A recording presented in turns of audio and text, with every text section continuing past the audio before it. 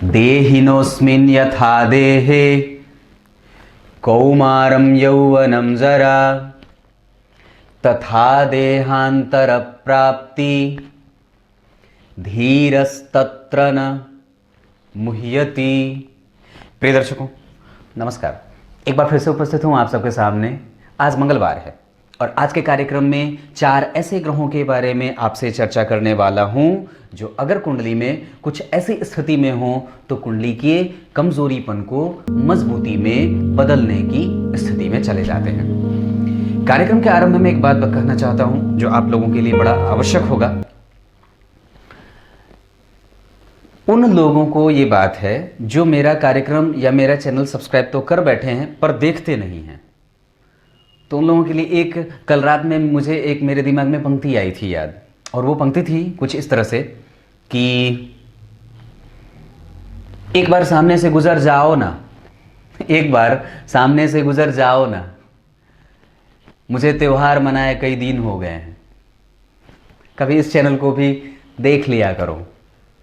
Subscribe करके छोड़ा है और तब से देखा नहीं है, या तो कुछ कर ही दो या तो हटा ही दो या फिर देख ही लो। शुरू करते हैं आज का कार्यक्रम। कार्यक्रम के आरंभ में बोले गए श्लोक का अर्थ बताऊंगा, तो बन के रहिएगा। देखते हैं क्या कहती है आज के विषय के बारे में कुंडलियां क्या कह रही हैं। आइए शुरू करते हैं आज का कार्यक्रम।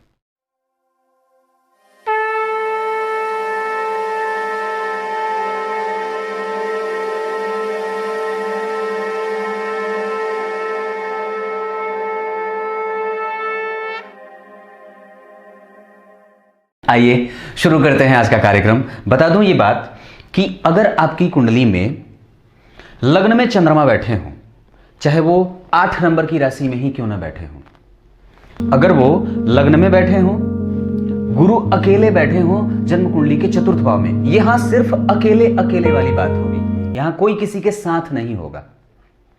अगर ये चारों ग्रह की स्थिति ऐसी हो जाए कि लग्न में चंद्रमा, चतुर्थ में गुरु, छठे दशम भाव में शुक्र और एकादशवें में शनि उच्च के होने चाहिए,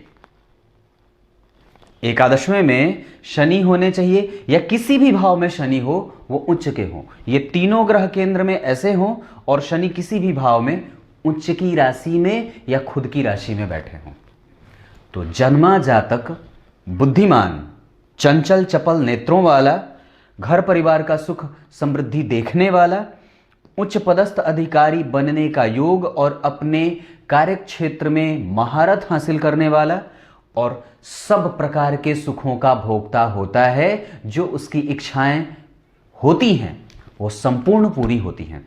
कहने का तात्पर्य क्या है?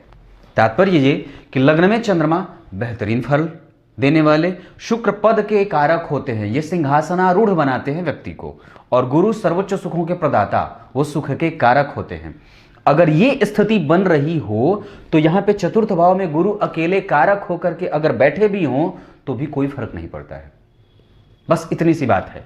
चतुर्थ में गुरु शुक्र उनको देख रहे हों और ये ग्रह क्रमशः अगर नीच राशि के भी होकर के बैठे हों फिर भी जातक को उठा करके नीचे से ऊपर बैठा देते हैं। पर शर्त यही है कि शनि कुंडली में उच्च के होने चाहिए, चाहे वो 12वें में हो, छठे में हो, 8वें में हो या तीसरे में हो, किसी भी भाव में हो, उच्च के हो चलेगा, पर ये ग्रह ऐसी स्थितियों में होने चाहिए। ये एक छोटा सा कार्यक्रम था, सोचा आपको बता दूं।